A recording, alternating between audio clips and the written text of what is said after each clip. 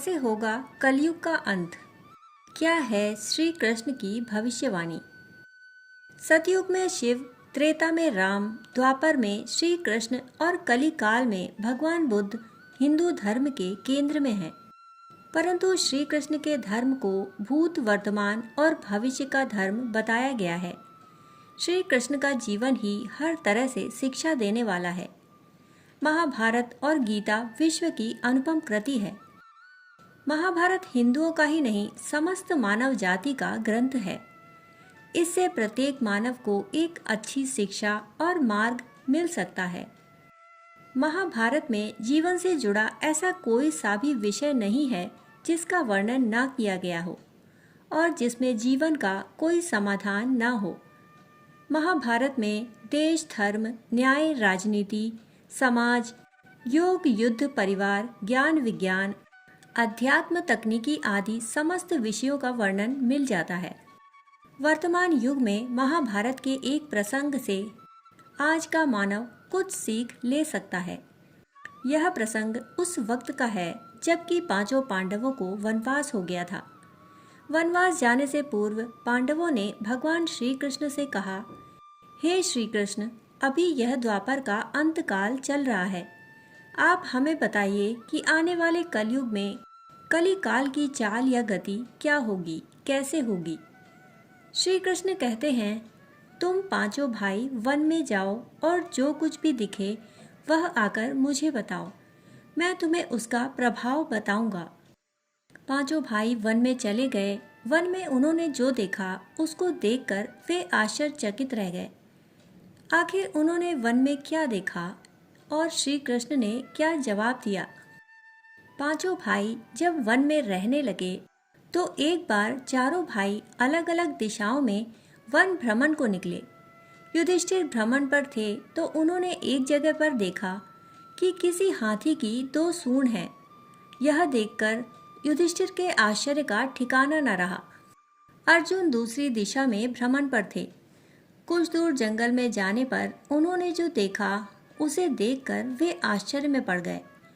उन्होंने देखा कि कोई पक्षी है, उसके पंखों पर वेद की ऋचाएं लिखी हुई हैं, पर वह पक्षी मुर्दे का मांस खा रहा है।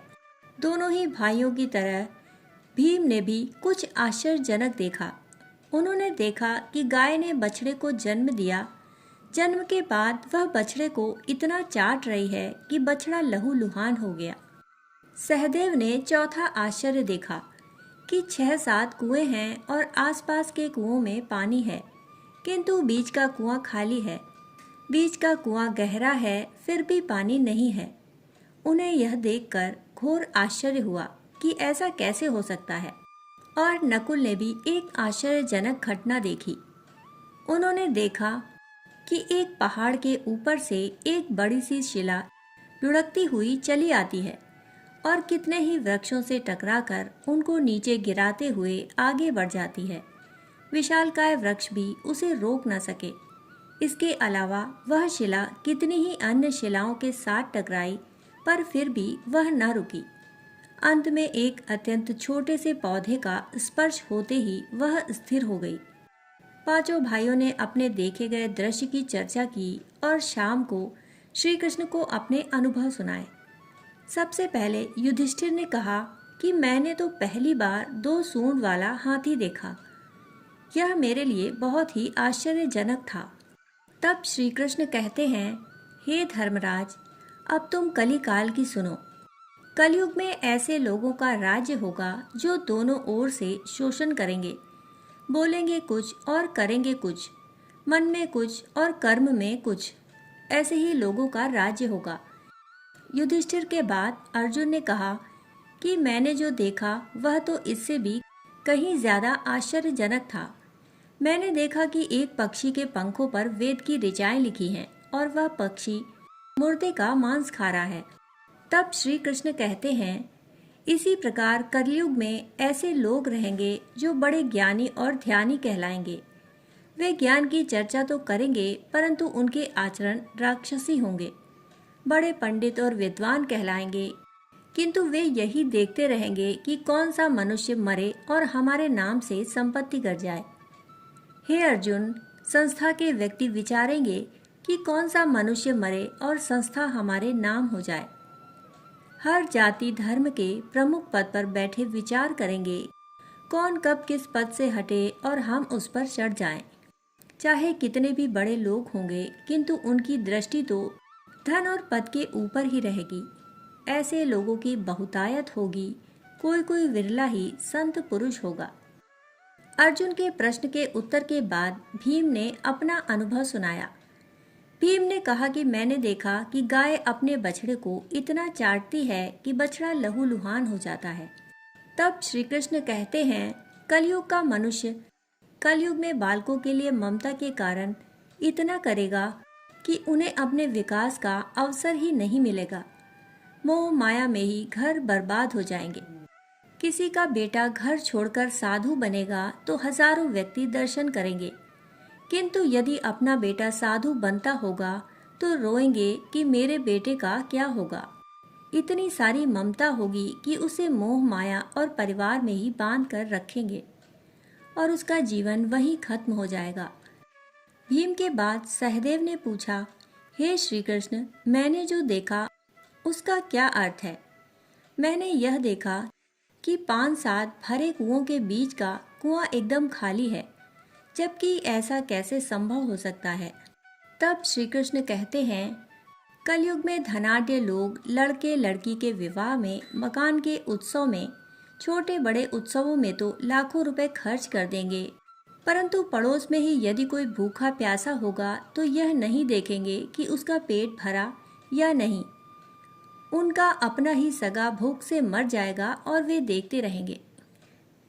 दूसरी ओर मौज मदिरा मांस भक्षण सुंदरता और व्यसन में पैसे उड़ा देंगे, किंतु किसी के 2 आंसू पोंछने में उनकी रुचि न होगी। कहने का तात्पर्य यह है कि कलयुग में अन्न के भंडार होंगे, परंतु लोग भूख से मरेंगे।